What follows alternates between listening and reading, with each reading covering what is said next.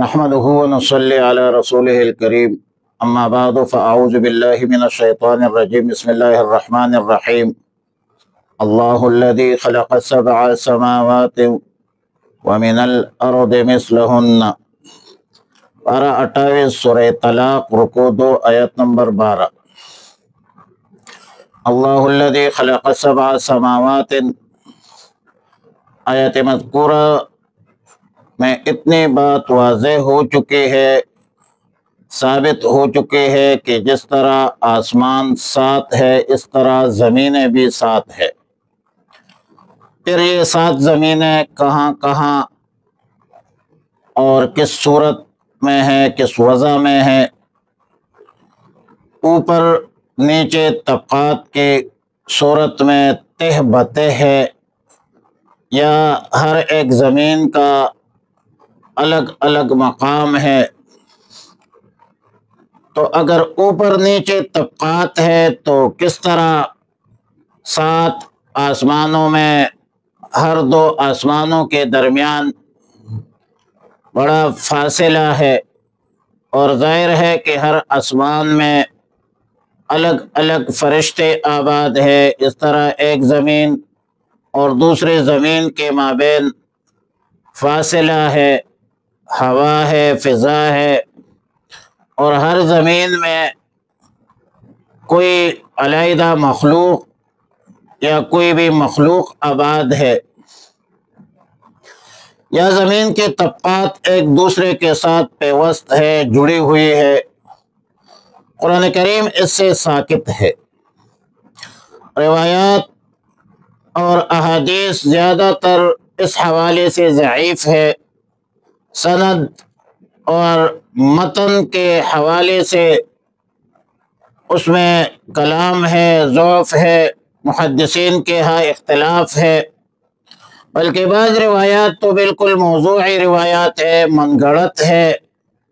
اور ظاہر ہے کہ یہ عقلاً بھی ممکن نہیں۔ زمین تہ بتہ ہے یا پیوستہ ہے، اس پر عالم انسانیت کی دینی دنیاوی ضرورت بھی موقوف نہیں ہے، اور نہ قبر میں اس حوالے سے کوئی سوال ہوگا، نہ حشر میں اس حوالے سے پوچھا جائے گا کہ ہم 7 زمینوں کی وضع، صورت، محل وقوع اور اس میں بسنے والے مخلوقات کی تحقیق کرے، اور نہ اس تحقیق پر دنیا اور آخرت کی فلاح، صلاح، کامیابی، کامرانی کا دار و مدار ہے۔ تو خلق 7 سماوات ومن الارض مثلہن کے حوالے سے قول اسلم یا قول راجح یہ ہے کہ اس پر ایمان رکھنا ضروری ہے، یقین ضروری ہے کہ زمینیں بھی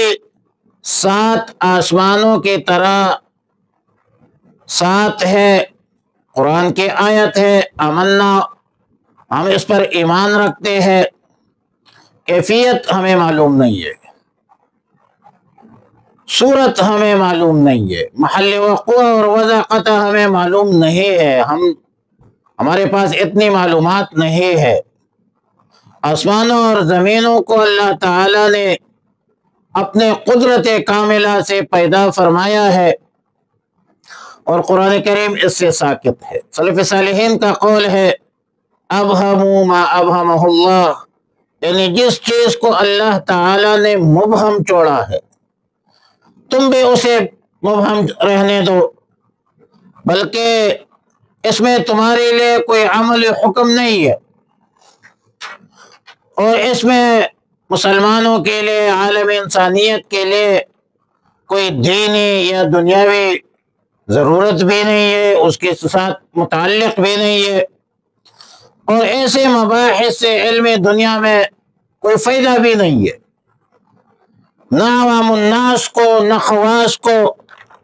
اس کے کوئی ضرورت ہے، اور نہ اس پر آخرت کے کامیابی کامرانی کا، دنیا کی کامیابی کامرانی کا دار و مدار ہے۔ یتنزل الامر بینہن، یعنی اللہ کا حکم ان 7 آسمانوں اور 7 زمینوں کے درمیان نازل ہوتا رہتا ہے۔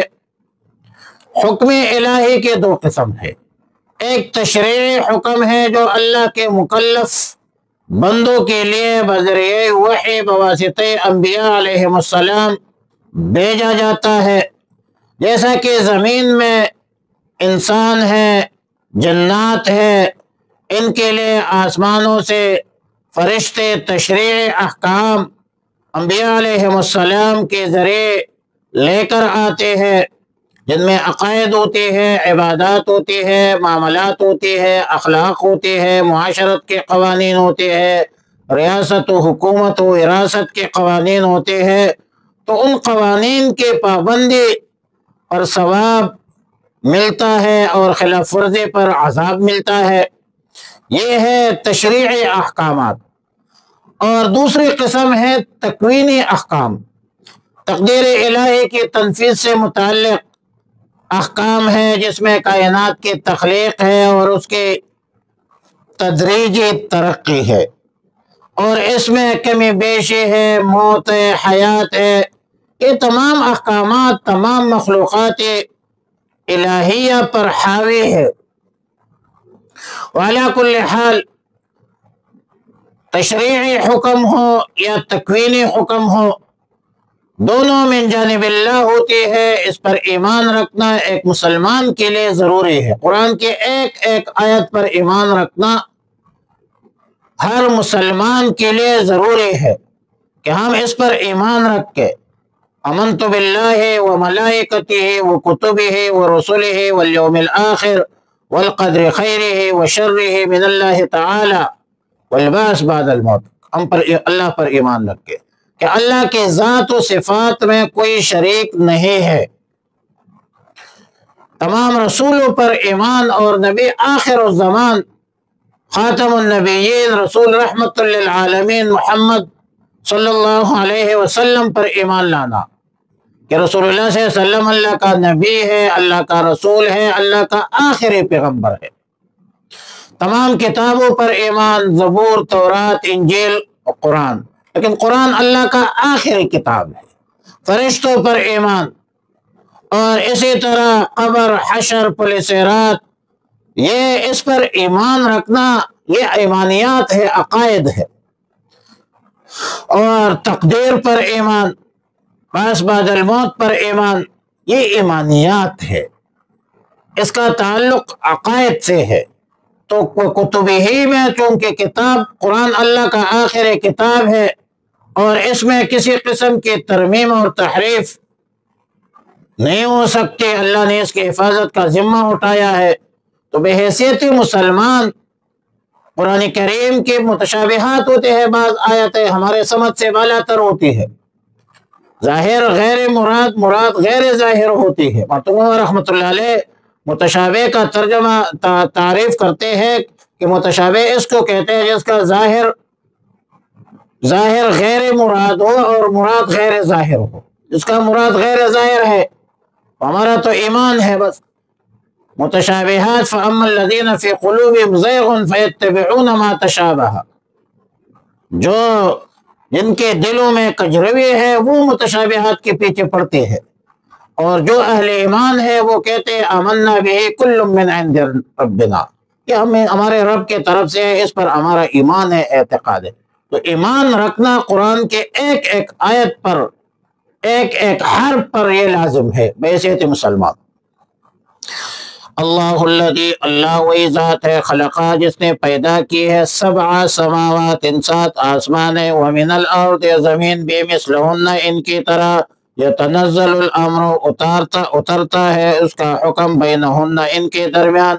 لتعلموا تاکہ تم جان لو، ان اللہ علی کل شیء